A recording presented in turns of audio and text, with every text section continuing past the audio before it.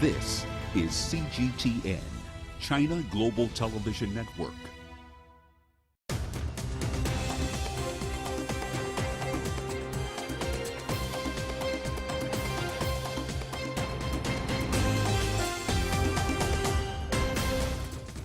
This is The World Today, coming to you live from Nairobi. I am Peninah Karibe. Our top story this hour is in Sudan, where the Prime Minister Abdallah Hamdok has been detained by the military. Armed forces detained the Prime Minister early Monday and took him to an undisclosed location. The Sudanese Ministry of Culture and Information said in a Facebook post that joint military forces had placed Hamdok under house arrest. The ministry said Hamdok was then moved to an unknown location. Several top cabinet members and civilian members of the Transitional Sovereignty Council were also detained by the military. The detentions came about 1 month after the authorities said they had thwarted a coup attempt by loyalists of the deposed long-time ruler Omar al-Bashir.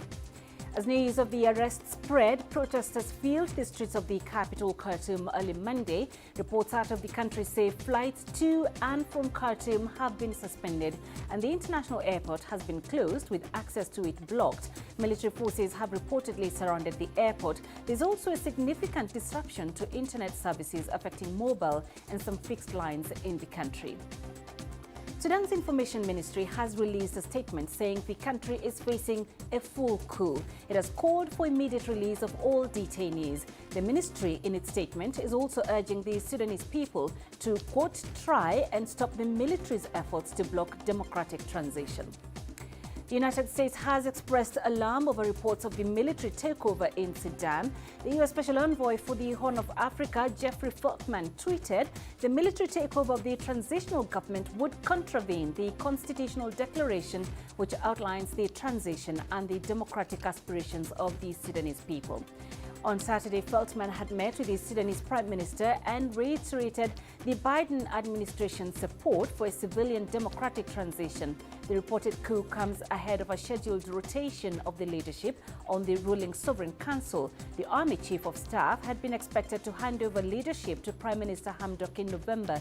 The handover would have given Hamdok a largely ceremonial post, but one that would have signified full civilian control of Sudan for the first time in decades. Well, the events unfolding in Sudan have garnered international reactions, where leaders have called on all stakeholders to get back to the country's transition. The Arab League and the European Union have joined the U.S. in expressing deep concern over the reported military coup in the capital, Khartoum. The United Nations mission in the country has condemned the ongoing coup as an attempt to undermine the country's democratic transition. Several government officials and a number of pro-government party leaders have been detained. Among those being held are Prime Minister Abdallah Hamdok. Other leaders taken from their homes include Industry Minister Ibrahim Al-Sheikh and the Governor of Sudan's capital, Ayman Khalid. The army has not commented on the events. However, pro-democracy groups have urged protests to resist any military coup. Let's get more on this. We have CGTN correspondent Patrick Oyed joining us live from Juba in South Sudan. Patrick, what's the latest you can tell us, and how is Sudan's neighbor, South Sudan, where you are, reacting to what's happening in Khartoum?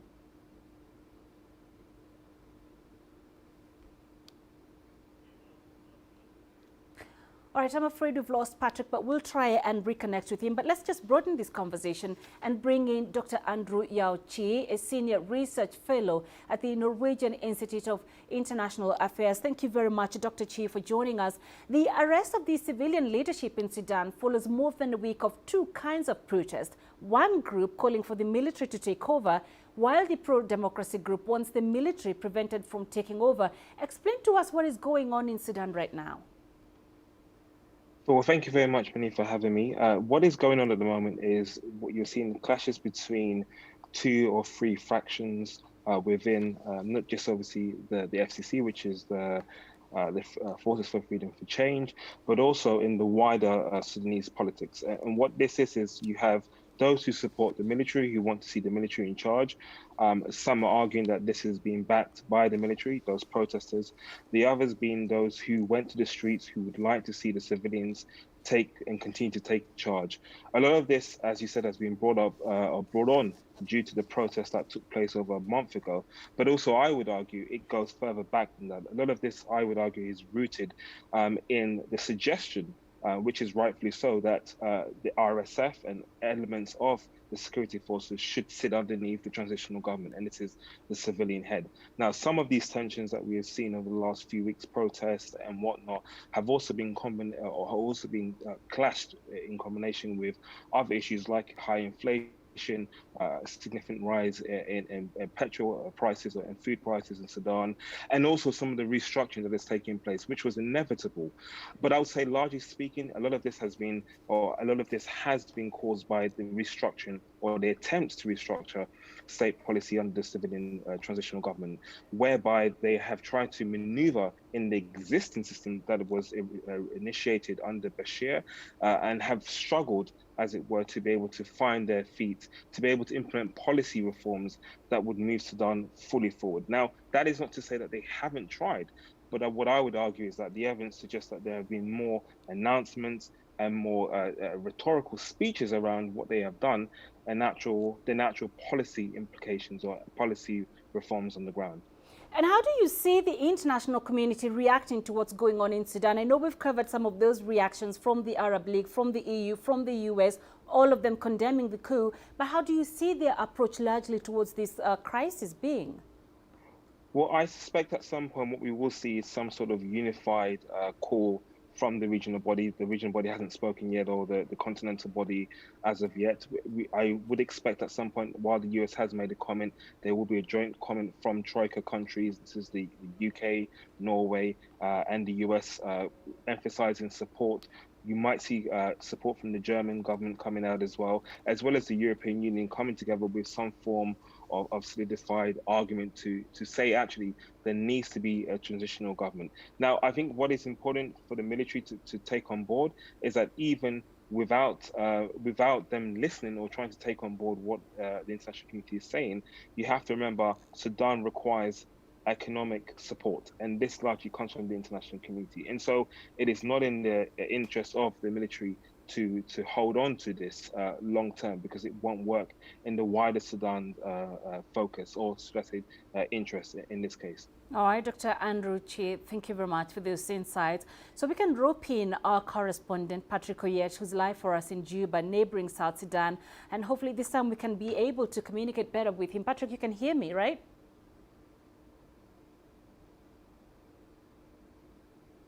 Patrick, are you there? Okay, so talk to us about the latest. You being just in the neighboring country, South Sudan, how are reactions there in South Sudan to what's happening in Khartoum?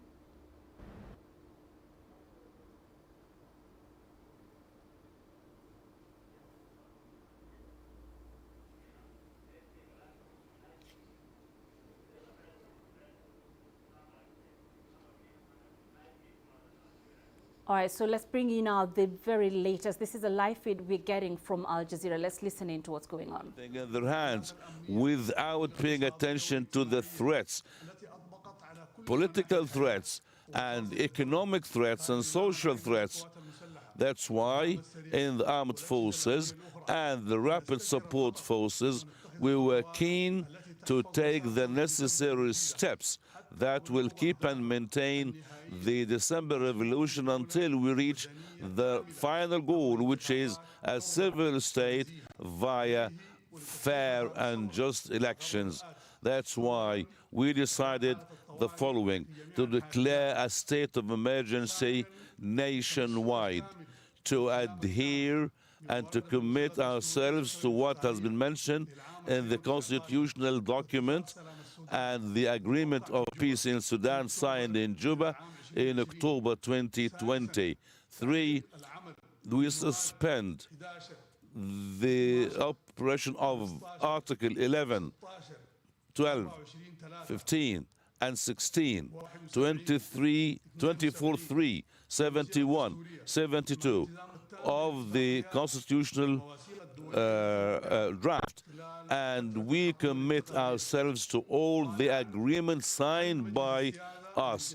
We dissolve the Sovereign Council and the Cabinet, and we put an end to the job of the mayors and the undersecretaries, and the department and the general of the department in the states will do their job, and we will revise everything, and we will take decisions towards everything, and we urge everyone to abide by the agreement of Juba 2020. We stress and we confirm that some of our people in the East have their own sufferings, and we are quite sure that justice and peace must prevail.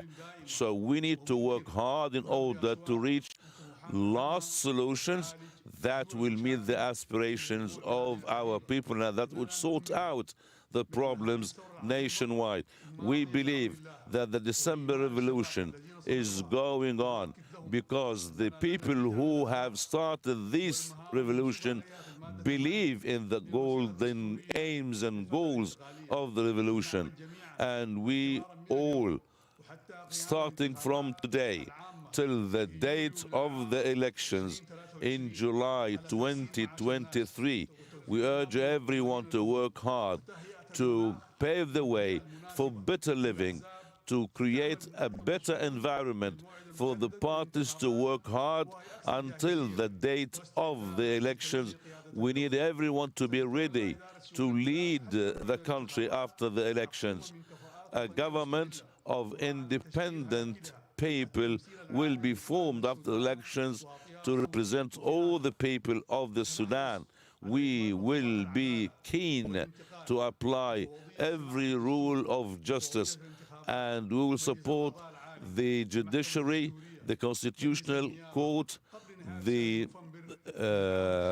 all the cornerstones that will help our nation to be solid and strong.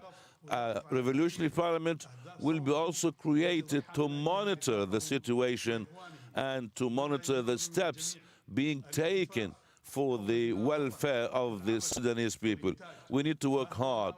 We need to produce, because our people and our nation deserves all sacrifices. We need to keep our country and we need to keep our people safe. We are quite committed to the items of the constitutional agreement and the Juba agreement, and we urge Abdul Aziz Al-Halu, we urge Abdul Wahid Muhammad Noor to the path of building the new Sudan, Sudan where freedom, justice will prevail, because no group or no individual will impose their opinion again on Sudanese people. We thank Iran and we thank the friends of Sudan because their ongoing support in order to make this transition period a success. A big salute to our great people of Sudan for the sake of the country and for the sake of the nation.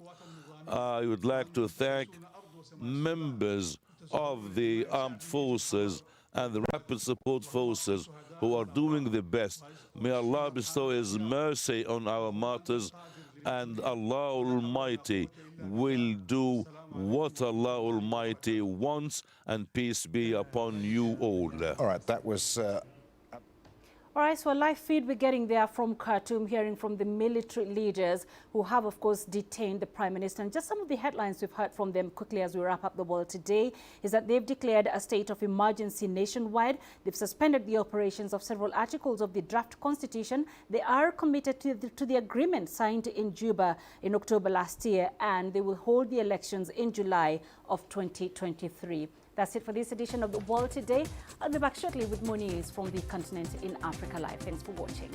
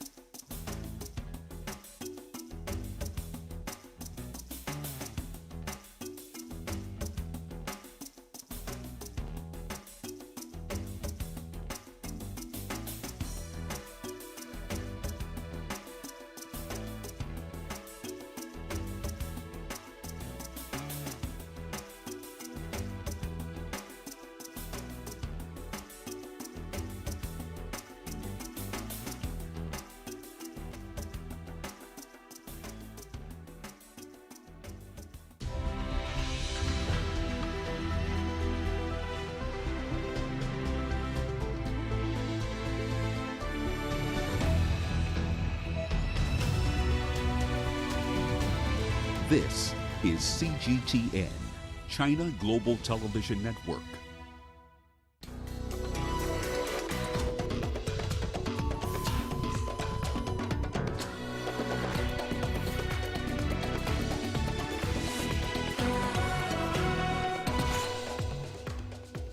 The latest from Sudan after Prime Minister Abdallah Hamdok is detained by military forces.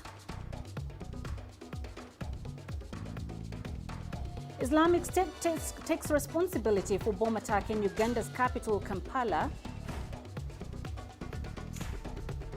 And Mali tells the UN Security Council it will confirm a date for elections after national reform consultations in December. This is Africa Live. A warm welcome to the show. I am Peninah Karibe. While the events unfolding in Sudan have garnered international reactions, where leaders have called on all stakeholders to get back to the country's transition, the Arab League and the European Union have joined the US in expressing deep concern over the reported military coup in the capital, Khartoum. The United Nations mission in the country has condemned the ongoing coup as an attempt to undermine the country's democratic transition. Several government officials and a number of pro-government party leaders have been detained. Among those being held are Prime Minister Abdallah Hamdok.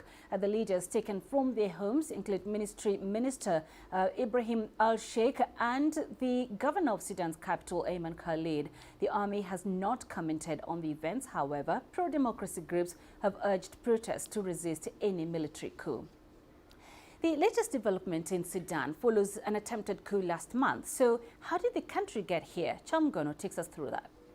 In 2019, Sudan's former president Omar al-Bashir was ousted by the military after months of protests. A power-sharing deal between military and civilian groups was agreed after his removal. It was meant to pave the way for elections at the end of 2023. But tensions between civilian and military transitional leaders have soared.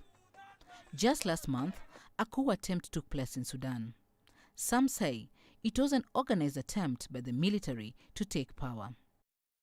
In just a week from today, a civilian leader was expected to take over as head of the transitional authority.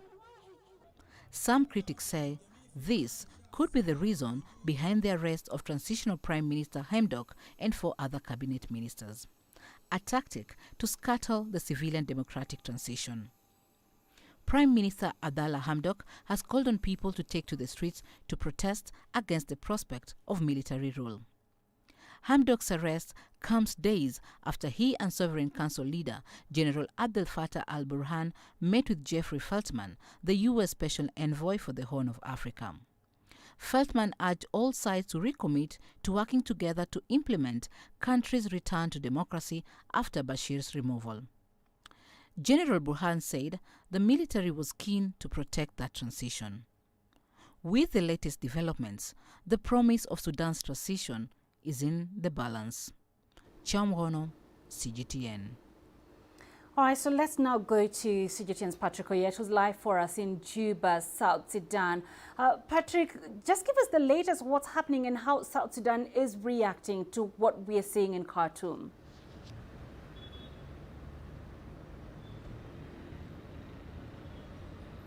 Yes, Peninah, the issue is that first of all, many people in South Sudan have families in Khartoum, have friends, have relatives, have colleagues, the same to us here. And we've been struggling actually to get to Khartoum to find out what was going on when this information started coming in. And what we found out now is that the military, as we were coming on air, were actually supposed to have a press conference at 10 GMT. And it is in this press conference that it was expected that they will actually announce what they are trying to do. But many people are, of course, already reading that this is a military takeover because for a number of days there have been protests in Khartoum. Of course, one group supporting a complete military takeover, another group supporting a complete civilian government. And this is because in the Sudan, since Sudan gained independence, there has not been any civilian rule really. Most of the presidents in Sudan, if not all, have been actually military men. So people are used to having military, and therefore some people think it is normal to have a dictator in power. Whereas they point out to some negatives that have happened, have come as a result of the current freedom. One of them is the continuous demonstration, which some people say is ruining their businesses, because every day people are protesting against one issue, and then another day against another issue. So they feel like this is disrupting their daily lives. Whereas there are those who point at having a civilian government as a positive thing, because they say since this government came into power, even though it's a coalition, it has achieved a lot of things, including negotiating a peace deal with the various armed groups that were operating in Sudan, in the Nuba Mountains, in the Blue Nile, and in the Western Darfur. So also, the same government has managed to put Sudan in a very good standing internationally, where we can see a lot of American companies are now investing in Sudan. There are international financial institutions are trying to help Sudan. So there were some positives that were going on, but of course, because of division as a result of freedom, that's why people are conflicting. And also, we are told that now the military have deployed heavily in the middle of Khartoum. The bridges crossing to another twin city, Omdurman, have been occupied by the military. The civilians are trying to demonstrate, but not in the city center, at the outskirts of the city, because the city center is blocked by the military. Most of the buildings in the city center, the tall buildings, have military on rooftop. So people are really also scared. But the authorities, those who have not been arrested, especially from the civilian side of the government, are saying the professionals should go on strike. The doctors' unions, the bankers' unions, and so forth should go on strike, not to do any work until the situation becomes clearer, and the government is supposed to be run as it used to be, a coalition, until a handover is done to the civilian. Peninah. Okay, Patrick, so we know South Sudan has been mediating in many of the processes of Sudan's transition. So how does this turn of events now affect those processes?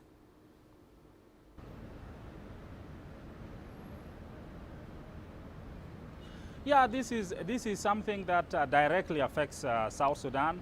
One, because not only that Sudan has negotiated or mediated the peace process of Sudan, where the opposition groups such as the Sudan People's Liberation North and some armed groups in Darfur have now actually joined the government in Khartoum, but also that Khartoum has also helped this government to reach the peace agreement that they reached in 2018. And also the Prime Minister of Sudan is the current chair of the Intergovernmental Authority on Development, the regional body that mediated that peace process for South Sudan. And also other economic aspects are there, like now the two countries had agreed to open up their borders, which were closed almost 10 years ago in 2012. They were opening the borders. Water transport along the Nile was resuming. These are things that may not now resume. And then you have the issues like the issues of oil. In as much as South Sudan produces oil, the oil goes through Sudan and then to the Red Sea state, to Port Sudan, where it is therefore now sent to the international market through Sudan. So a lot of problems are likely to come for South Sudan if the military takeover is complete in Sudan. And then also the two countries have been accusing each other to some extent with facts that the people, the armed groups that were fighting in South Sudan would find safe havens in Sudan, and those who are fighting in Sudan would also find safe havens in South Sudan. But this thing was already coming to an end. We had seen lots of diplomatic chattel between the two countries, a lot of efforts towards peace between the two countries. But if the military takes over, then we are likely to see some of these armed groups, like in the Nuba Mountains, in Darfur, again be resuming fighting, because the armies are not yet integrated into one national army.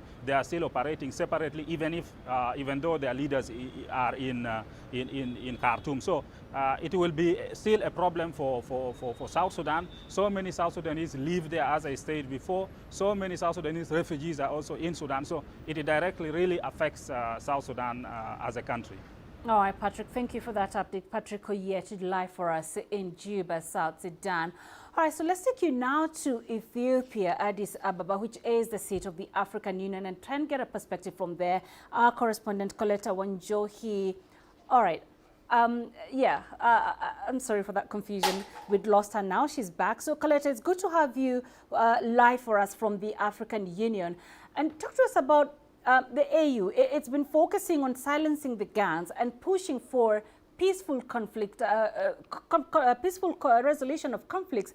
What do these events say about the AU's agenda on guns?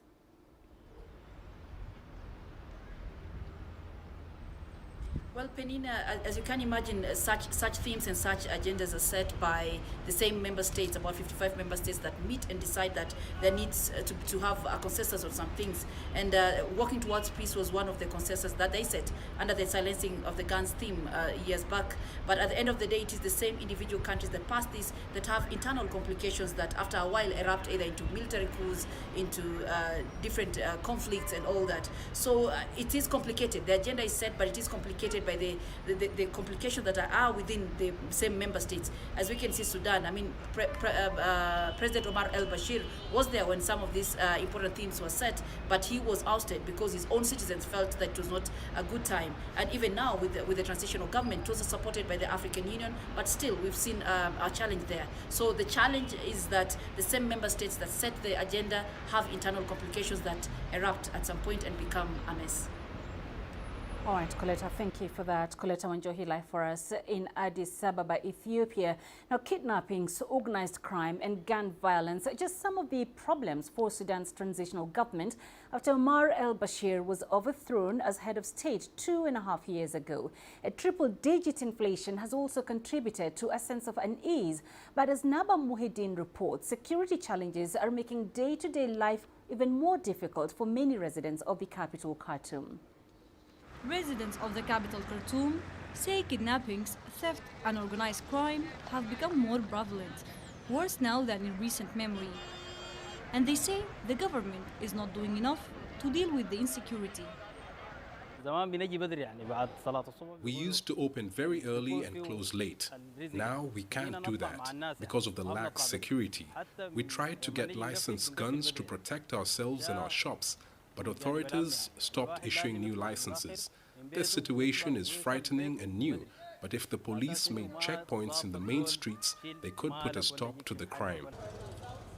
Sudan's economy has been hit hard, and the inflation rate in the country soared to over 400% in 2021, compared to 50% in 2019. According to officials, the crime rate has shot up too. A government report says tens of thousands of crime were reported this year, including murders, armed theft and looting. Shopkeepers throughout the city say they are suffering the impact of crimes. The security situation has affected our business. Before this fragile time, we were working and staying open late, and families were able to come here and shop in this market. Now everybody is worried. Our business is not good now.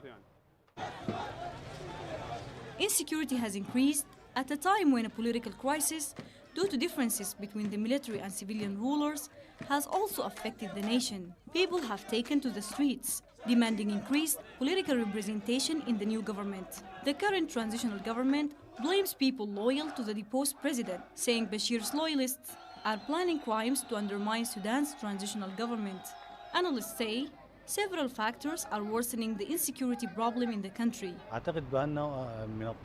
think it's normal to see such loose security and fragility during transitional periods. In Sudan, there's a comprehensive transition after 30 years of iron fist rule of the previous government, and the rulers need to put security arrangements in place to defeat the growing fragility.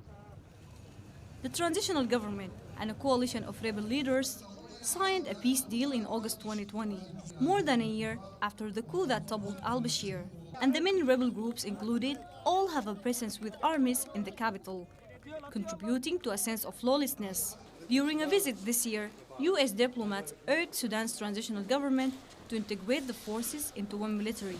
The capital has also witnessed terror attacks for the first time in decades, and security agents were killed in confrontations with alleged Islamic State militants last month.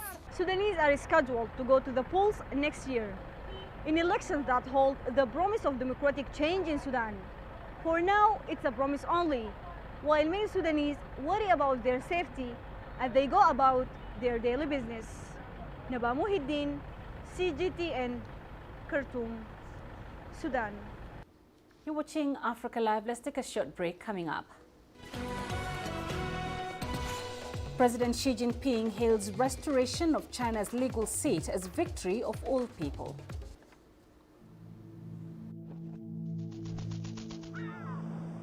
How will your world change today?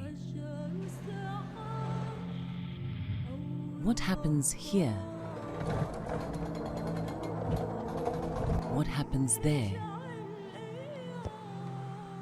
Or what you make happen for yourself? If it matters to you, it matters to us too. Your stories are the stories that need to be told. Africa Live. Find your voice.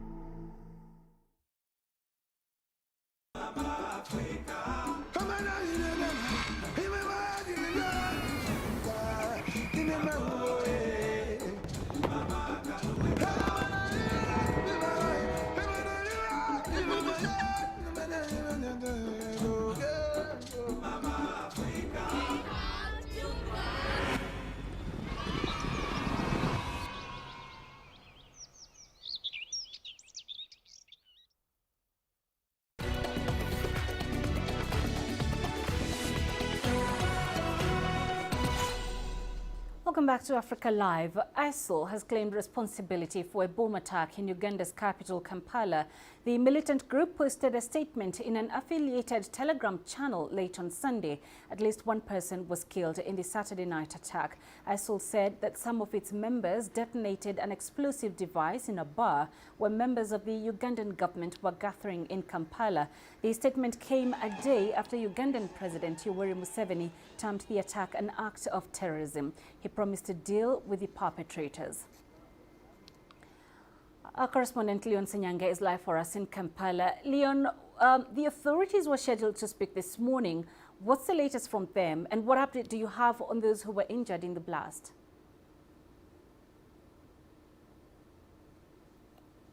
Well, like you say, I attended the press briefing a few hours ago, and the police has, however, come out to say and dispel the claims by the militant group ISIS on, they being responsible for Saturday night's attack in the central suburbs of the capital, Kampala.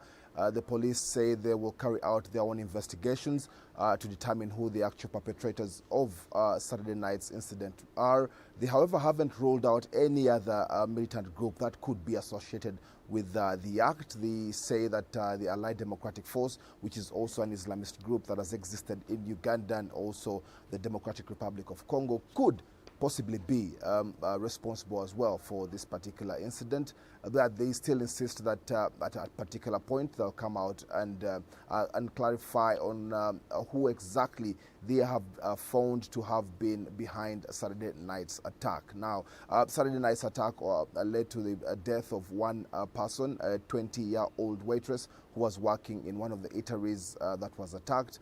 3 other people we have been told were taken to hospital with severe injuries. However, that number has increased to possibly 7 now who have been hospitalized, and the details that follow up are not yet been fully put out by the authorities. So as it stands now is that the authorities here in Uganda have dispelled any claims whatsoever that it is the ISIS that was responsible for Saturday night's attack. They still say that they will go on with their investigations, and as of when they have made their discoveries is when they'll let everybody know about the incident and who was behind it.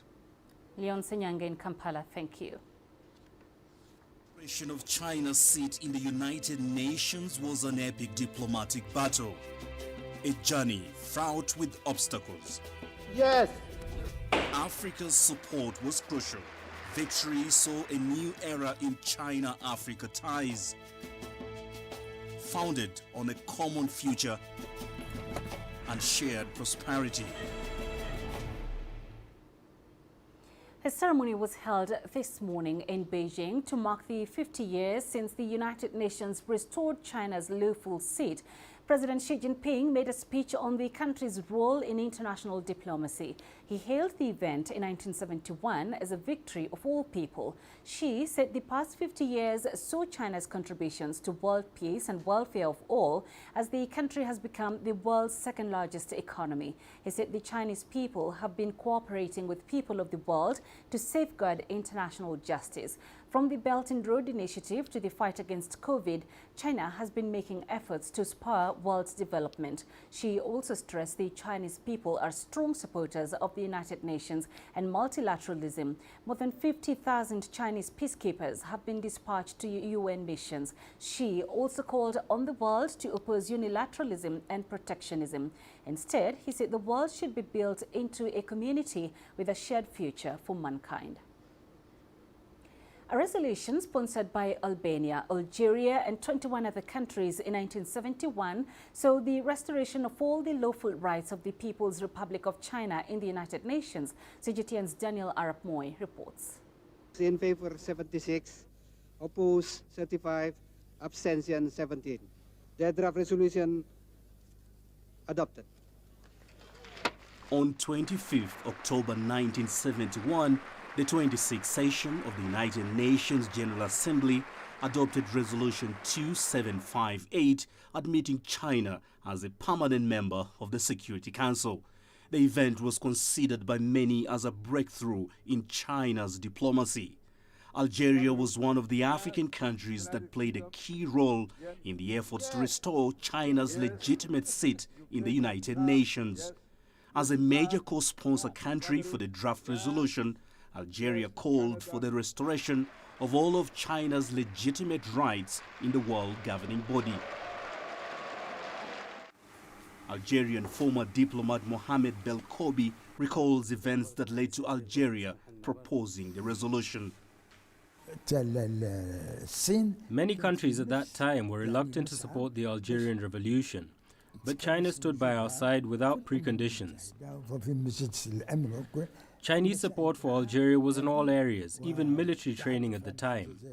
That's why it was necessary for Algeria and China to establish their cooperation immediately after the independence of Algeria, and to continue this process after China was able to regain its seat on the UN Security Council. Algeria, like many other African countries, saw China's success in reclaiming its seat in the UN system as a victory. China regaining its place in the United Nations and in the Security Council on October 25, 1971, was an important event for us as Algerian diplomats. Certainly, China was a support for us in our fight against French colonialism, and its strong international position has served Algeria and many other countries. The proof of this is in the great cooperation between our countries in all fields. For nearly 22 years, the People's Republic of China was left out of the UN. This despite being one of the founding members of the United Nations and a permanent member of the Security Council. Analysts say, since resuming membership of the UN, China has set a good example in upholding international order. Daniel Arap Moy, CGTN, Nairobi, Kenya. Tanzania's delegation at the United Nations, led by the then Tanzanian permanent representative to the UN, Dr. Salim Ahmed Salim, danced in the hall when China was admitted to the United Nations Security Council as a permanent member. CGTN's Africa correspondent Daniel Kijo spoke to Andre Kifiasi, a China-Africa specialist at the University of Dar es Salaam, who explained Africa's pivotal role and how events on October 25th, 1971 shaped ties between China and African countries. So, Doctor, let's go back over 50 years ago and remember the events that led to China being allowed into the Security Council, and also Tanzania's place, among other African countries, in making that happen.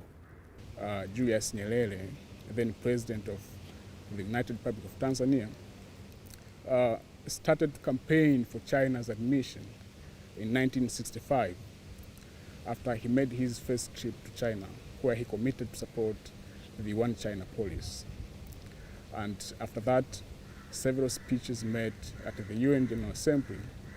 The Nyerere president campaigned for China's admission. And he criticized the UN for excluding China in its UN Security Council. Not only that, but also Tanzanian delegates at the UN, and especially Dr. Salim Ahmed Salim, who was a permanent representative of Tanzania to the UN, and among leaders who campaigned for China's admission to the UN, played a significant lobbying role to solicit votes for China's admission to the UN. Why was this a big deal? Not just for China, but also for many other African countries like Tanzania that were supporting China to get admitted. Why was this such a big deal?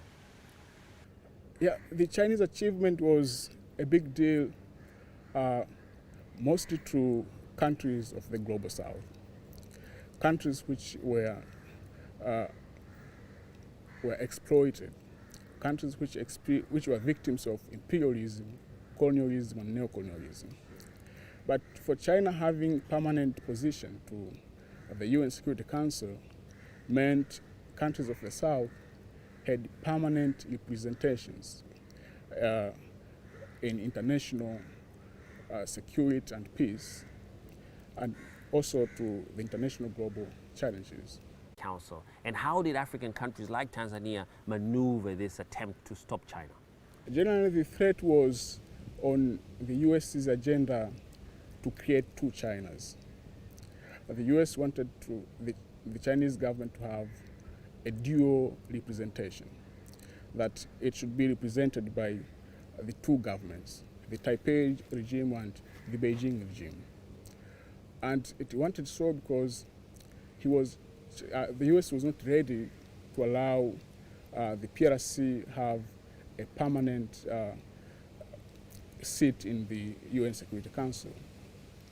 So it campaigned for the Taiwan so that it could control the UN Security Council, because as we know, Taiwan was under the control of the US government. So campaigning for Taiwan's position means to maintain its control of the UN Security Council. But during this time, friends of China, African countries, members of the UN, were strongly united to fight for China's position. That's why they managed to vote for admission of the Chinese government in the UN Security Council. Now, how has China's appointment now into the Security Council helped Sino-Africa relations since then? Like, how have they benefited, and including Tanzania as well? Yeah, soon after China has been admitted to the UN, the Chinese President Mao Zedong acknowledged the support he received from African governments, and particularly Tanzania. And since then, African governments which forged diplomatic relations with the Chinese government received several economic, political, social, and technical support. So now you can say that the relations between, the ties between the Chinese and African governments blossomed.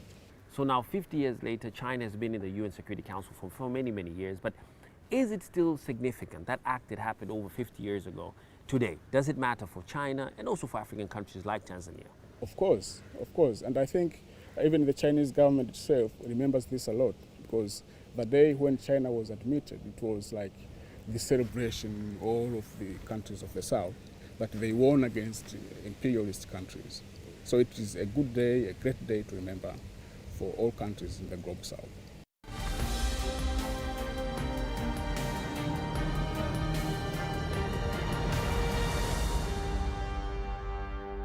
China is a founding member of the United Nations with a permanent seat on the UN Security Council.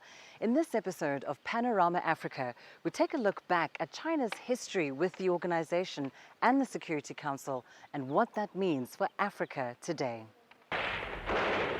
An estimated 75 million people died in World War II. It remains the most devastating global conflict to date. With the promise to save future generations from the scourge of war, the victors of the battle, China, the United States, Great Britain, France and the former Soviet Union, invited world leaders to sign a peace treaty in the form of the UN Charter. The United Nations, as we know it, was officially born. The Charter established the principal organs of the UN, including the Security Council, whose primary responsibility is the maintenance of international peace and security. The body has 10 rotating members and 5 permanent members, the same allied countries who won the war. As international relations expert Victor Gao explains, this is an act of paying homage to history. This structure is the result of the victory against Nazi Germany and imperialistic Japan and Italy in the Second World War. So this is based on bloodshed and sacrifices of these 5 allied countries in the Second World War. This historical heritage needs to be fully respected. China's relationship with the UN took a turn in 1949 due to internal political events that shaped the current Chinese nation.